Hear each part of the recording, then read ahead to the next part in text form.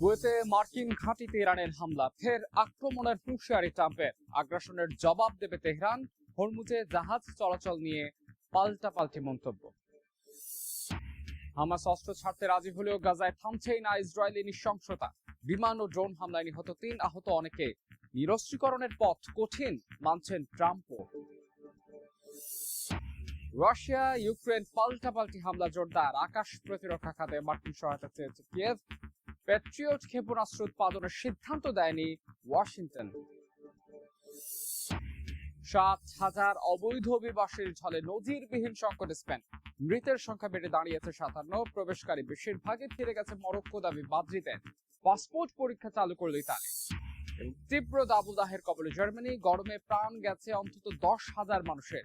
দক্ষিণ কোরিয়ায় ৪০ ডিগ্রি সেলসিয়াসের বেশি তাপমাত্রায় বিপর্যস্ত জনজীবন।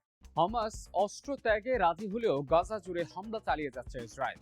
বিমান ও ড্রোন হামলায় অন্তত ৩ জন নিহত হয়েছেন।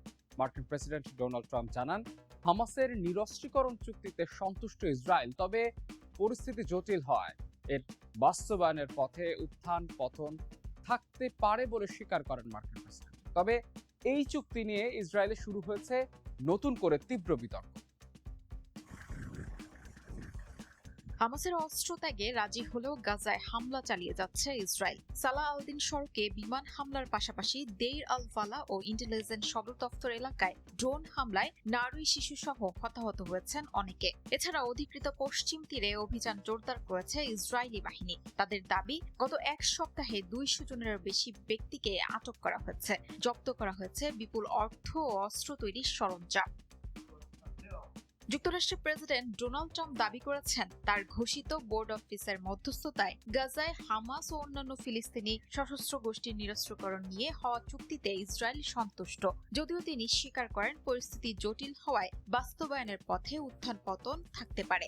ট্রাম্প জানান, ধাপে ধাপে হামাসের নিরস্ত্রীকরণের সঙ্গে সমন্বয় করে গাজা থেকে ইসরায়েলি সেনা সরিয়ে নেওয়া হবে। একই সঙ্গে আন্তর্জাতিক স্থিতিশীলতা বাহিনী ও নতুন একটি ফিলিস্তিনি পুলিশ বাহিনী যৌথভাবে গাজার নিরাপত্তার দায়িত্ব পালন করবে। অন্যদিকে কোনো সন্দেহ বা বাধা সৃষ্টি না করে সব পক্ষকে রোডম্যাপ বাস্তবায়নের আহ্বান জানিয়েছে জাতিসংঘের মহাসচিব। তার ভাষায়, এখনই চুক্তির প্রতিশ্রুতিগুলো বাস্তবে কার্যকর করার সময়। রোডম্যাপ অনুযায়ী গাজার বেসামরিক প্রশাসনের দায়িত্ব নেবে national committee for the administration of Gaza বা এনসিএজি। সংস্থাটি ভারী অস্ত্র, অস্ত্র উৎপাদন কেন্দ্র, অস্ত্র ভাণ্ডার ও সুড়ঙ্গ নিষ্ক্রিয় এবং সংরক্ষণের প্রক্রিয়া তদারকি করবে। তবে কোনো অস্ত্রই ইসরায়েল বা অন্য কোনো পক্ষের কাছে হস্তান্তর করা হবে না। তবে এই পরিকল্পনা নিয়ে ইসরায়েলের ভেতরেই শুরু হয়েছে তীব্র বিতর্ক। দেশটির সাবেক চিফ অব আর্মি স্টাফ গাদি আইনজেটকট অভিযোগ করেছেন, প্রস্তাবিত চুক্তি প্রধানমন্ত্রী বেনিয়ামিন নেতানিয়াহুর ঘোষিত যুদ্ধের লক্ষ্য থেকে সরে এসেছে। তার দাবি, হামাসকে পুরোপুরি নির্মূল না করেই যুদ্ধের ইতি টানার চেষ্টা ভবিষ্যতে নতুন নিরাপত্তা হুমকি তৈরি করতে পারে এবং এটি ইসরায়েলের দীর্ঘমেয়াদী নিরাপত্তার জন্য ঝুঁকিপূর্ণ।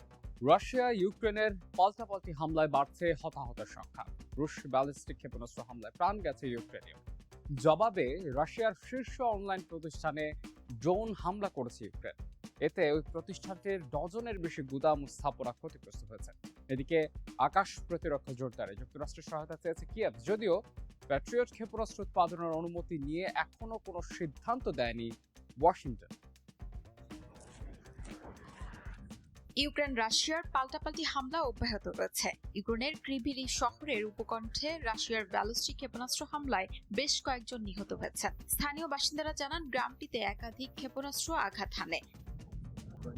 রাজধানী কিয়েভে নতুন করে হামলার আশঙ্কায় হাজারো মানুষ রাত কাটিয়েছেন মেট্রো স্টেশনে। ইউক্রেনের দাবি, পশ্চিমা সরবরাহকৃত অ্যান্টি ব্যালিস্টিক প্রতিরক্ষা ব্যবস্থার ঘাটতির সুযোগ নিচ্ছে রাশিয়া।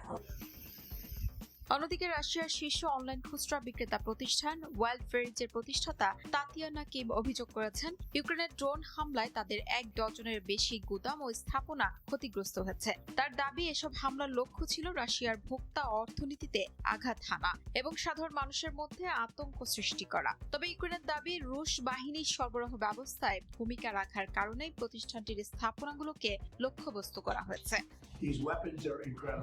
মার্কিন প্রেসিডেন্ট ডোনাল্ড ট্রাম্প জানিয়েছেন, জানিয়েছেন, ইউক্রেনকে প্যাট্রিয়ট ক্ষেপণাস্ত্র উৎপাদনের অনুমতি দেওয়ার বিষয়ে এখনো কোনো সিদ্ধান্ত নেয়নি যুক্তরাষ্ট্র। তার ভাষায় এমন প্রযুক্তি হস্তান্তরের ক্ষেত্রে ওয়াশিংটনকে অত্যন্ত সতর্ক থাকতে হবে। এদিকে মার্কিন ভাইস প্রেসিডেন্ট জেডি ভান্সের সঙ্গে সাম্প্রতিক রুশ হামলা, ইউক্রেনের জরুরি আকাশ প্রতিরক্ষা চাহিদা এবং সম্ভাব্য যুদ্ধবিরতি নিয়ে আলোচনা করেছেন প্রেসিডেন্ট ভলোদিমির জেলেনস্কি।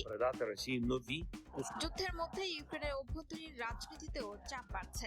কিয়েভে হাজারো মানুষ বিক্ষোভ করে। যুক্তরাষ্ট্রের সঙ্গে উত্তেজনার মধ্যেই কুয়েতে মার্কিন সামরিক স্থাপনায় ড্রোন হামলা চালিয়েছে ইরান। সংঘাত বন্ধের আলোচনায় আস্থা হারানোর কথা জানিয়েছেন মার্কিন প্রেসিডেন্ট ডোনাল্ড ট্রাম্প। এদিকে হরমুজ প্রণালী দিয়ে ইরানের অনুমোদিত নৌপথ এড়িয়ে কোনো জাহাজকে চলাচল করতে দেয়া হবে না বলে সাফ জানিয়েছে তেহরান। তবে ইরানের এমন অবস্থান প্রত্যাখ্যান করেছে যুক্তরাষ্ট্র। স্থানীয় সময় শুক্রবার কুয়েতের আহমাদ আল জাবের বিমান ঘাঁটিতে অবস্থিত যুক্তরাষ্ট্রের কৌশলগত সামরিক স্থাপনায় ড্রোন হামলা চালানো হয়েছে বলে দাবি করেছে ইরানের সেনাবাহিনী। বিমান হামলায় হ্যাঙ্গার, স্যাটেলাইট যোগাযোগ ব্যবস্থা ও সামরিক সরঞ্জাম রক্ষণাগারকে লক্ষ্যবস্তু করা হয়। কেশম দ্বীপে যুক্তরাষ্ট্রের সাম্প্রতিক হামলার প্রতিশোধ হিসেবে এই অভিযান চালানো হয়েছে বলে দাবি তেহরানের।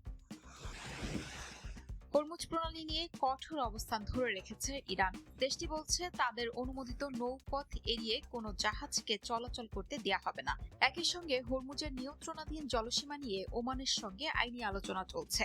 তেহরানের দাবি, চলমান সংঘাতের মধ্যে এই কৌশলগত নৌপথের ওপর নিজেদের নিয়ন্ত্রণ বজায় রাখা তাদের জন্য অত্যন্ত গুরুত্বপূর্ণ।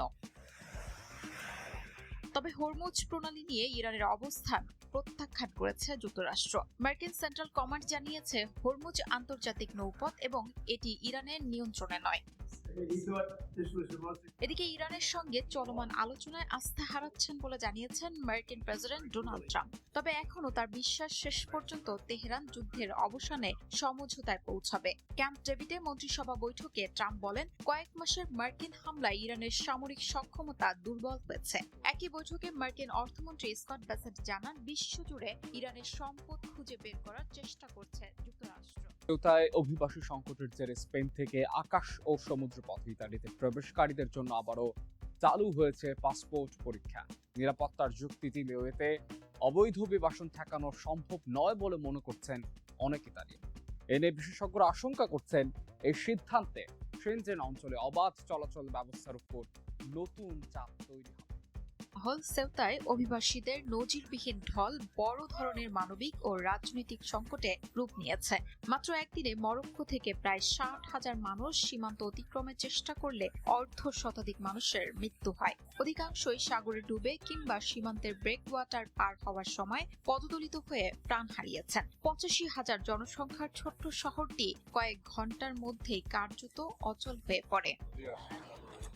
সেউতা সফরে গিয়ে স্পেনের প্রধানমন্ত্রী পেদ্রো সানচেজ ঘটনাটিকে স্পেনের আঞ্চলিক অখণ্ডতার লঙ্ঘন হিসেবে বর্ণনা করেন। তার অভিযোগ, সুপ্রিম কোর্টের সাম্প্রতিক এক রায়কে কাজে লাগিয়ে মানব পাচারকারী চক্রগুলো এই গণ অনুপ্রবেশের সুযোগ তৈরি করেছে। তিনি জানান, যাদের স্পেনে থাকার আইনি অধিকার নেই তাদের দ্রুত শনাক্ত, নিবন্ধন ও বহিষ্কারের জন্য অস্থায়ী গ্রহণ কেন্দ্র স্থাপন করা হবে। পাশাপাশি সমুদ্রপথে সীমান্ত আরও স্পষ্ট করতে ব্রেকওয়াচের কাছে ভাসমান বয় স্থাপন করা হবে। অন্যদিকে মরক্কো সরকার এই ঘটনার জন্য অপরাধী চক্রকে দায়ী করে বলেছে, সীমান্ত ব্যবস্থাপনায় দুই দেশের সহযোগিতা অব্যাহত রয়েছে।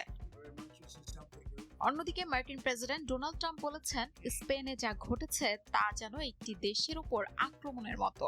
এ সময় স্পেনের প্রধানমন্ত্রী পেদ্রো সানচেজের নেতৃত্বাধীন বামপন্থী সরকারের কঠোর সমালোচনা করেন ট্রাম্প। তার দাবি, দুর্বল আইন ও ব্যর্থ অভিবাসন নীতির কারণে স্পেনে এই সংকট পড়েছে। তিনি সতর্ক করে বলেন, মধ্যবর্তী নির্বাচনে রিপাবলিকানরা জয়ী না হলে যুক্তরাষ্ট্র ও স্পেনের মতো অভিবাসী ঢল নামতে পারে।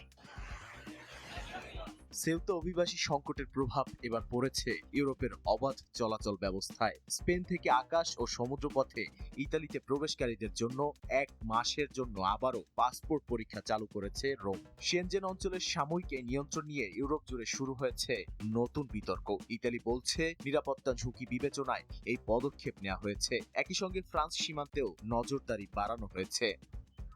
1985 সালের 14 জুন স্বাক্ষরিত শেনজেন চুক্তির মাধ্যমে ইউরোপের দেশগুলোর মধ্যে অবাধ চলাচলের ব্যবস্থা চালু হয়। বর্তমানে 29টি দেশের কোটি কোটি মানুষ এই সুবিধা ভোগ করছেন। যদিও নিরাপত্তা বা অভিবাসন সংকটের কারণে অতীতেও কয়েকবার সাময়িকভাবে সীমান্ত নিয়ন্ত্রণ ফিরিয়ে এনেছে বিভিন্ন দেশ।